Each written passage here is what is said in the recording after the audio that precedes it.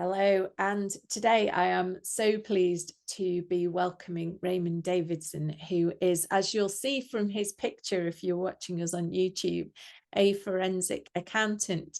So let me introduce him to you properly. Raymond is a fellow of the Institute of Chartered Accountants in England and Wales. He is a member of the Academy of Experts, which sounds very fancy. And he's been specialising in forensic accounting and litigation support work in relation to criminal and civil matters for over 30 years. I'm not sure he looks old enough for that. Perhaps he was at primary school when he started.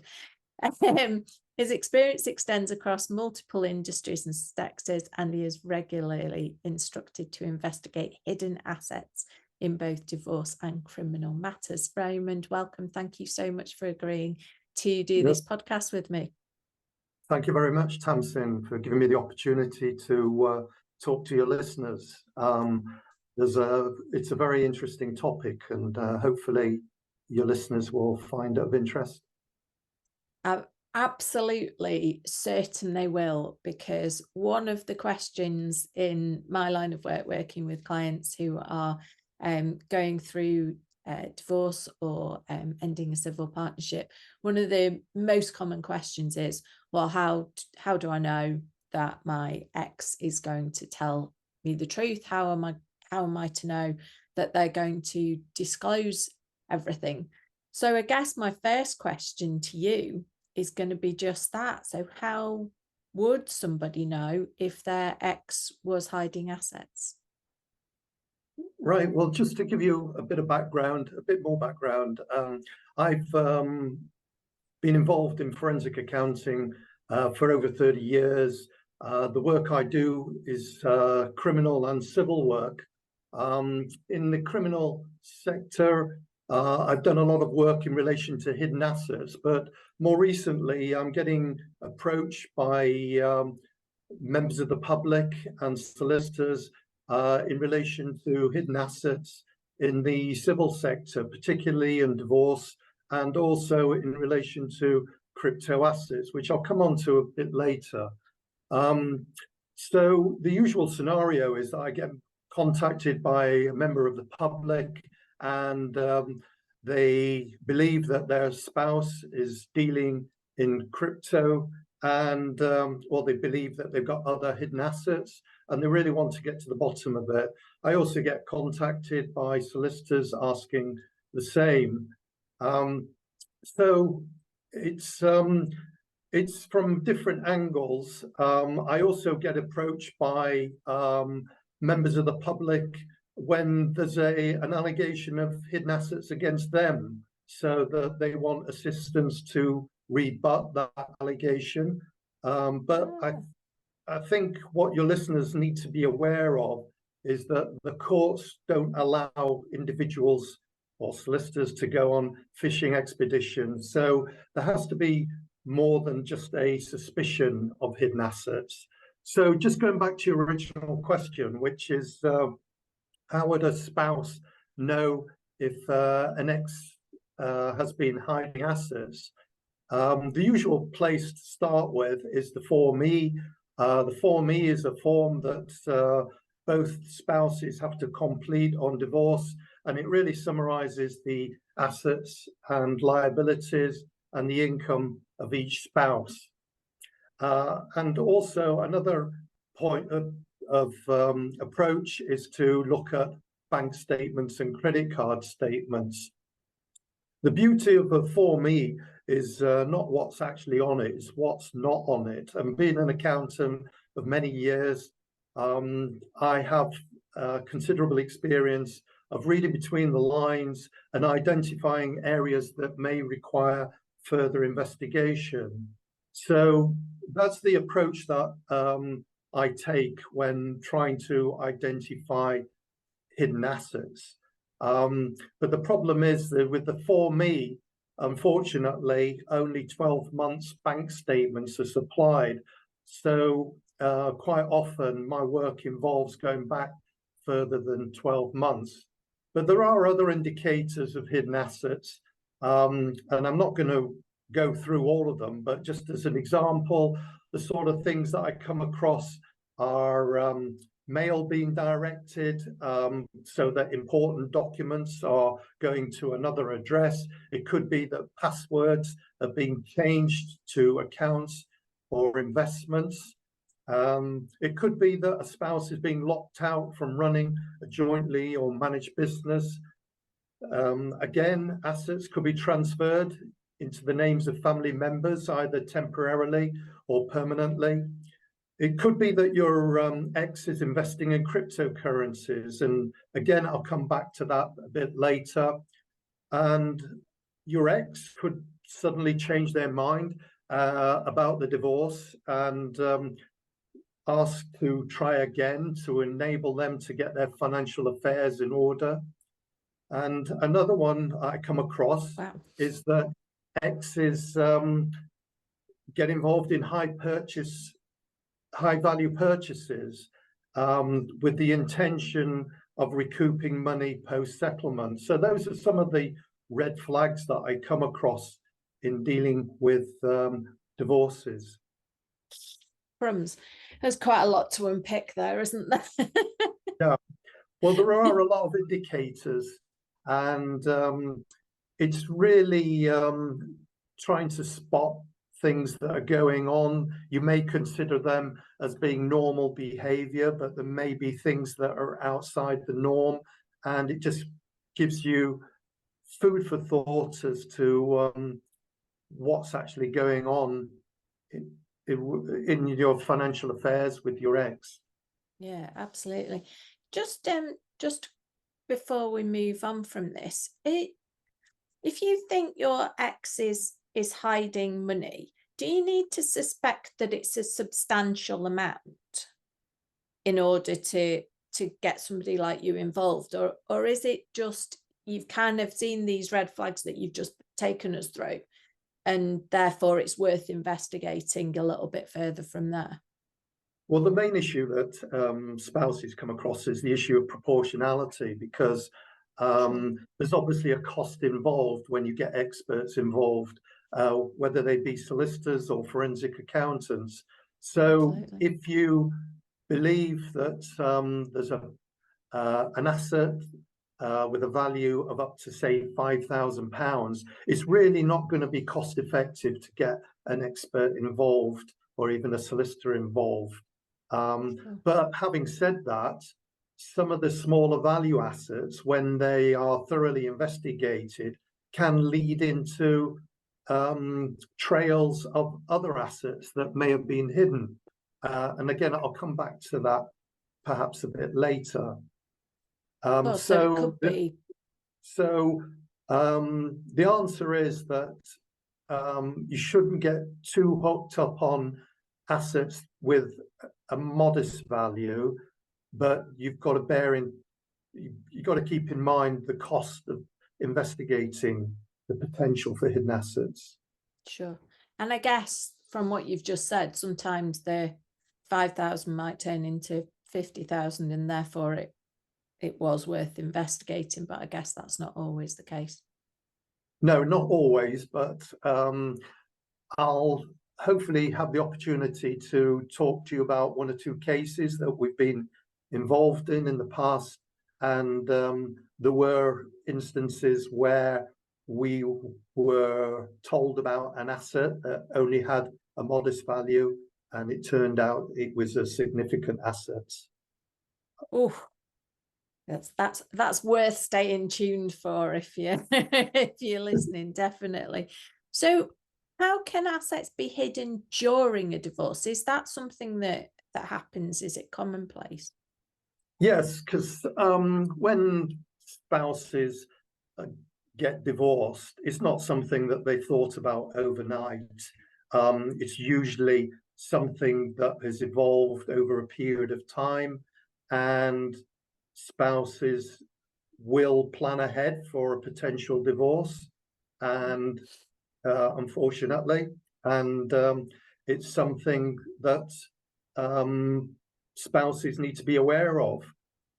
So again, coming back to the point about the Form E, unfortunately, you only get 12 months bank statements at a Form E, but there are opportunities to go back and request more information. And again, I'll expand on that perhaps a bit later. But in terms of spotting what's been going on in the lead up to a divorce, the sort of things that I've come across in my work are gifting of assets to family and friends. It could be transferring money or shares, either temporarily or permanently.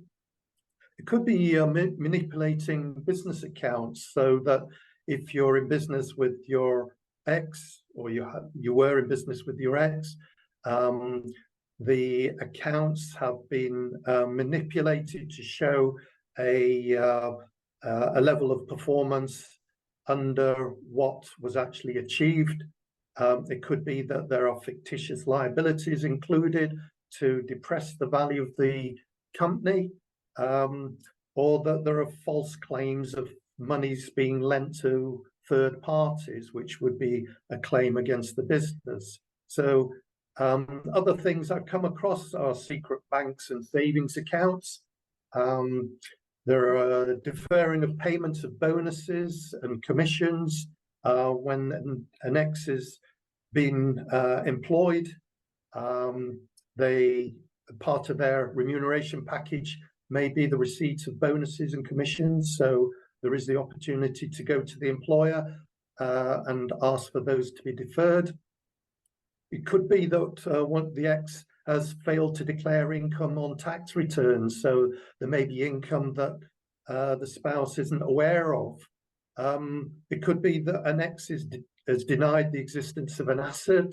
It could be shareholdings. It could potentially be intellectual property that the ex owns personally in a particular company. Using cryptocurrencies, this is a very big area. It's an area that I'm getting instructed on more and more, particularly in the last 2 years. But the thing about cryptocurrencies is not to get too hooked up on how they work. The thing about cryptocurrencies is that they're probably one of the easiest assets to find and to trace. It's a fallacy to think that crypto assets is one of the easiest ways to hide money from your spouse. There is a trail, but the terminology can get very confusing. But what I say to members of the public, to enable them to understand the basics of crypto, is that a wallet is like a bank account. You'll have a public key, which is like the account number. You'll have a private key, which is like the PIN number that you have on your personal bank account. There are things called exchanges, and they're just effectively brokers that transact the cryptocurrency. And there is something called a blockchain, which is just effectively a digital ledger, which records every single crypto transaction. And it records every crypto transaction that's ever been made since crypto was invented. So there is a permanent record there that can be used to trace assets. And I'll talk about at the end, maybe if we've got time, about some of the examples of tracing crypto. Other things I've come across in relation to hidden assets and divorce, setting up trusts. Trusts can be notoriously complicated. Individuals can hold assets offshore. It's not illegal to hold assets offshore, but it makes it difficult to trace them and value them. As I mentioned before, individuals do plan for divorce, unfortunately, and it's not been unknown for individuals to take out regular round sum amounts of cash, small denominations, and accumulate that over a period of time and hold that cash. And also including debts that don't actually exist. Another way of hiding assets is deliberately devaluing assets to show a much lower value than they're worth. And finally, another one that I come across is assets being held for, or claiming that assets are held for third parties when they're not actually being held for third parties. So there's lots of things that I've come across in the hidden assets investigations that I've undertaken over the years. And it's really keeping an open mind and following up all the potential indicators. Crikey, it's frightening what lengths people will go to avoid sharing things fairly with their spouse. So what steps can be taken to find these hidden assets? I mean, it feels a bit like there would be different steps for different types of assets, and some of those that you've been through, I can only imagine, are incredibly difficult to gain access to the evidence and to find those hidden assets. So where do you start? Well, first and foremost, your listeners need to be aware that it's my understanding that any improper transaction that's taken place in the 3 years leading up to the divorce can be actually reversed. So it's just because something's happened in the past, it doesn't mean that it's a done deal and it's irreversible. But my advice to your listeners is if a spouse believes that there is a hidden asset, then they should speak to their solicitor and advise them accordingly. And then the solicitor takes the decision whether instructing a forensic accountant is warranted. And that's where I get involved. So most of my instructions are direct from solicitors, but I do get approaches by members of the public. But for a solicitor, there are a number of options open to them. They can request additional disclosure. I touched upon it a few minutes ago about the Form E and only being able to get hold of the last 12 months bank statements initially. In my view, it's if you're undertaking a forensic investigation, having a minimum of 6 years bank statements is a must.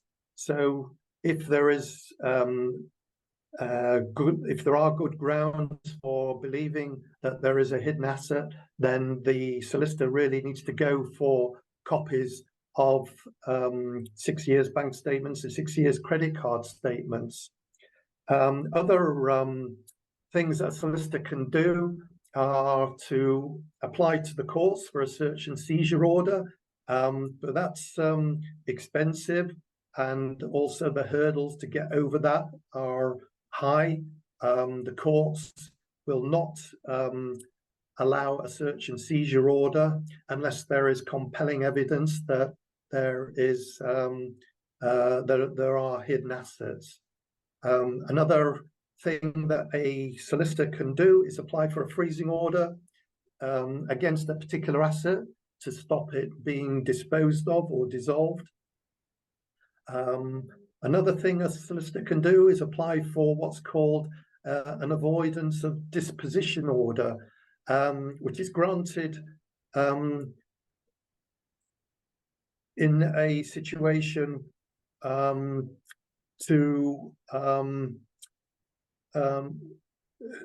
when a transfer has been made during a divorce, it's to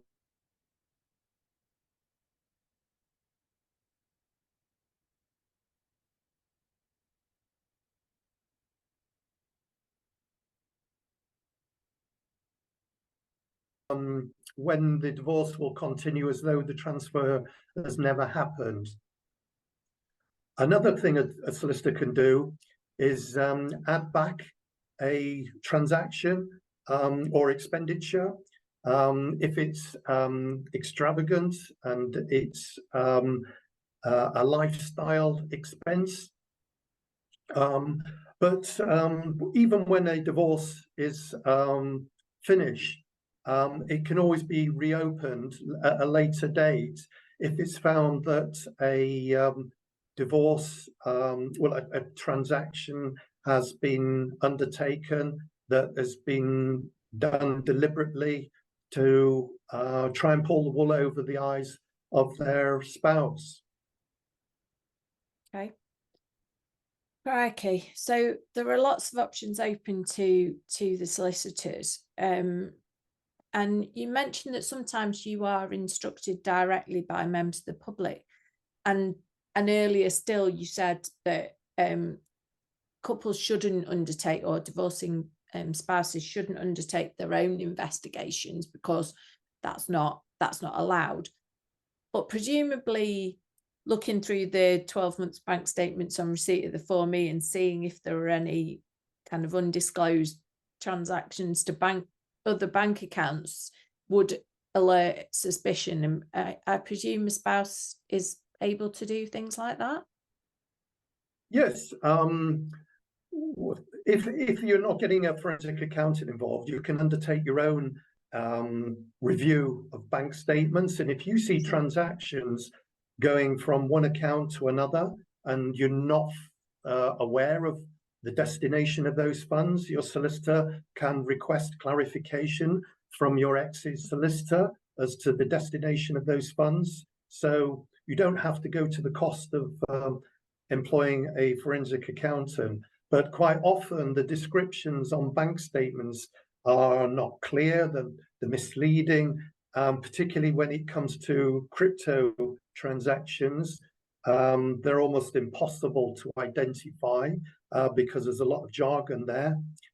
So you really need a trained eye to look through bank statements and credit card statements, but certainly transfers to other bank accounts that you may not be aware of are quite easy to identify, and you're perfectly at liberty to go to your solicitor and query that, and that will be queried with your ex's solicitor. Absolutely. And I assume the same goes for transfers into contributions into a pension scheme from the bank account where the pension scheme's not been spoken of or not been disclosed on the Form E, and the same with ISAs, investments and the like as well. Yeah, certainly. I was going to come on to a few cases that I deal with, but one of the cases that I'm currently working on is a lady who married a German national. He moved from his employment in Germany, and she is now aware that there was a pension fund in Germany, and there's also a German bank account that she wasn't aware of. So there's a German bank account funding this pension fund, and she wants to get to the bottom of it. So we are investigating that at the moment. We've had to use the services of specialists who deal with asset tracing overseas. But it's an area, but overseas asset tracing is also an area that we get involved in from time to time. Wow. Right. So this is the bit that I'm really looking forward to. So can you give us some examples of some cases that you've worked on and how you've had some positive outcomes? Yeah, just on that previous point in relation to what spouses can and can't do, it's very important that spouses don't start rifling through their ex's drawers and laptops looking for information, because it's just prohibited. There is a case law that prohibits that, and you could get yourself in difficulties if that is discovered. So if a spouse does have belief that there are hidden assets, then they should go to the solicitor, and then the solicitor will request disclosure from the other side. So I would definitely say to spouses, do not go through your ex's papers unless they are voluntarily provided to you and you've had copies that have been provided to you and you've retained those copies.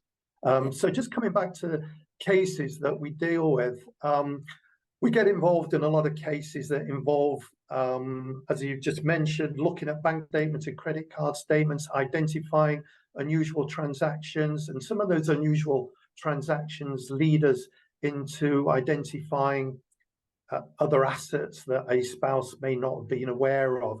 Could be purchase of assets, it could be transfers of monies from one bank account to another bank account, or into credit card accounts that a spouse wasn't aware of.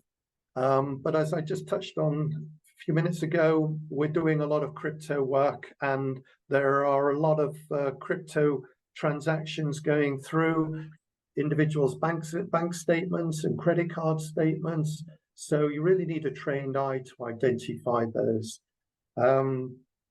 So we do a lot of that type of work, looking through bank statements covering 6-year periods. We may go further than just trying to identify suspicious transactions. We may actually analyze the whole of those bank statements into different categories, and then the spouse can identify areas that just don't look right, and they require further investigation. So that's a sort of case that I get involved in quite a lot. I touched on the pension fund case involving the German national.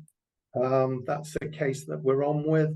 But in the last 2 years, we've done a lot of crypto cases in relation to hidden assets. And the usual scenario is that a spouse knows that their ex has been dealing in crypto. So it's not hidden, the fact that they've been dealing in crypto. It's just that the spouse has said that for whatever reason, that crypto asset isn't available. It could be that we've had explanations that the individual was hacked and they lost all the crypto, which was untrue. They invested the crypto in a business venture, and the business venture failed, and that was found to be untrue. But the usual scenario is that an ex has crypto. They say the value of it's about £4,000 or £5,000, and they tell their ex it's really not worth investigating further because of the small balance on the crypto. We had such an instance about a year ago, where an individual disclosed that he had a wallet that had only about £4,000 or £5,000 worth of crypto on it. So we investigated that. We looked into the wallet, and without going into the technicalities of it, we looked at the history of the transactions that had occurred. We went through the whole of the period since, well, that's certainly the last 6 years following transactions, and we'd identified that there'd been crypto that being taken out that wallet and put into another wallet. And then we identified that wallet, and we investigated that one, and we found that money had been transferred from that wallet into another wallet. So we went from wallet to wallet to wallet to wallet. Eventually, we found a wallet that hadn't been disclosed that had nearly £500,000 in it. So this individual was he was in the computer industry, was very tech savvy, so he knew what he was doing. He'd been dealing in crypto for about 15 years, and he'd obviously made arrangements in anticipation of potentially getting a divorce, and hid those assets. So as you can imagine, the spouse that we were instructed by was very happy with the outcome, and a court order was made against that individual for non-disclosure of that asset.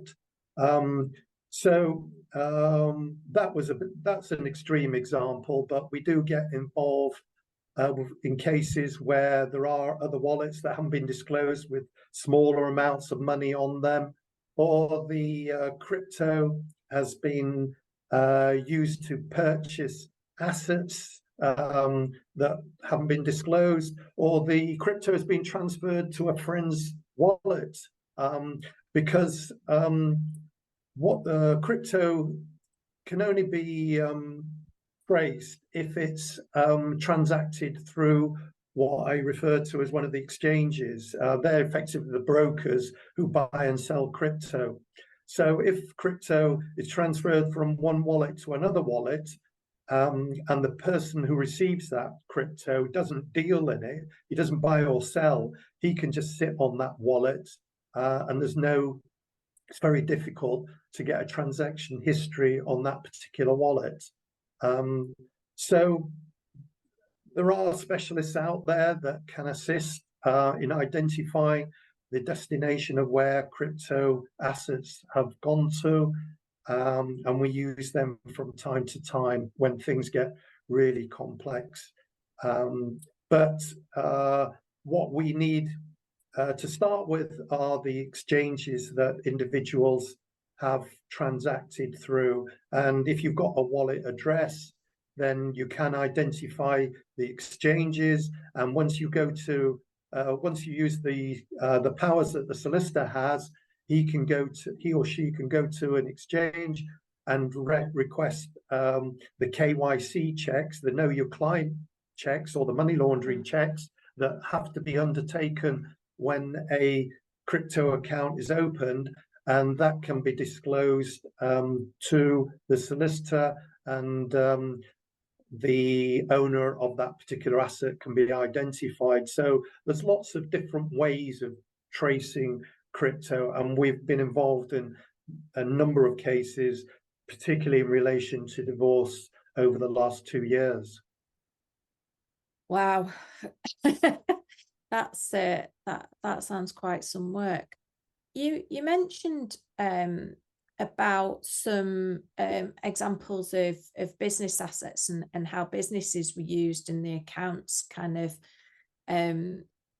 manipulated, for want of a better word, in order to hide assets or to make up liabilities or to kind of hide things in the accounts from the spouse. Have you got any examples where you've worked on cases like that? Yeah, definitely. With a divorce, the spouses are either employed or they're self-employed. So when they're employed, it's pretty straightforward. You look at the earnings of that particular person, and that is brought into the divorce settlement. If one or both of the spouses are self-employed, there's usually a business asset involved, whether it be sole trader, partnership, or limited company. So when there's a business asset that has to be valued, that comes into the pot when it comes to the settlement. And we've been involved in valuations, business valuations for businesses as small as a fish and chip shop, right up to large groups of companies with overseas interests.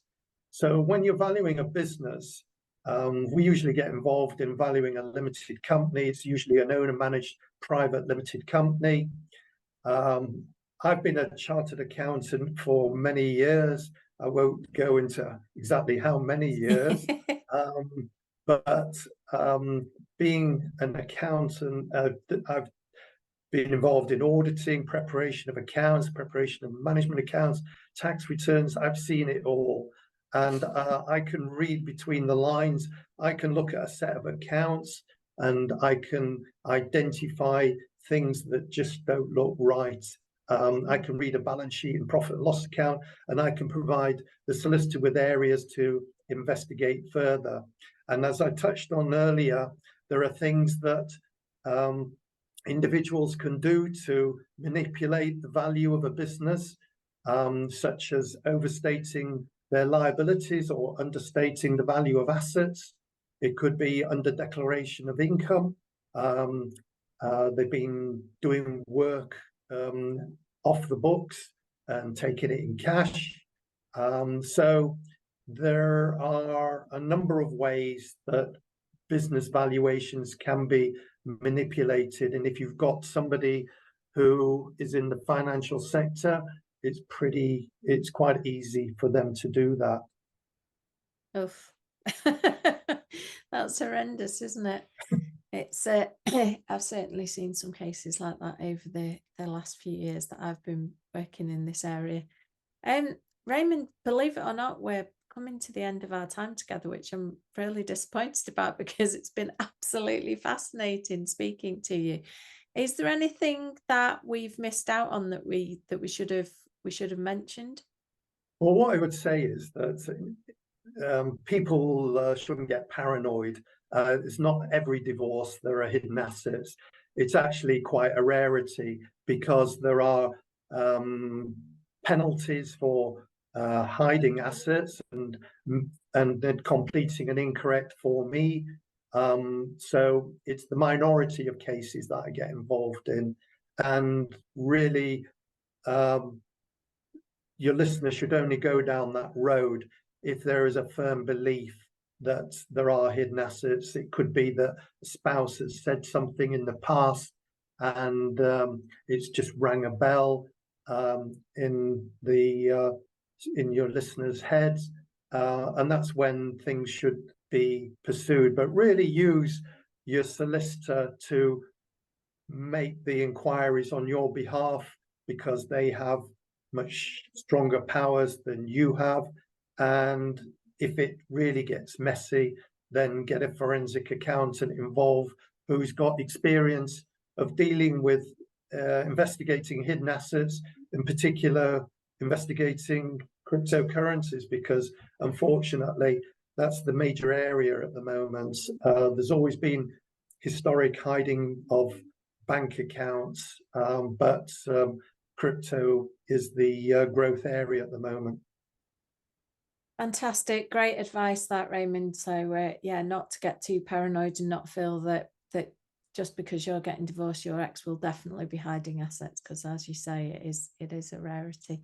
Thank you so much for joining me today. I know there's going to be a lot of people listening to this and fascinated by what you've had to say. So really appreciate it. Thank you. Thank you for joining us, and we'll see you soon. Thank you.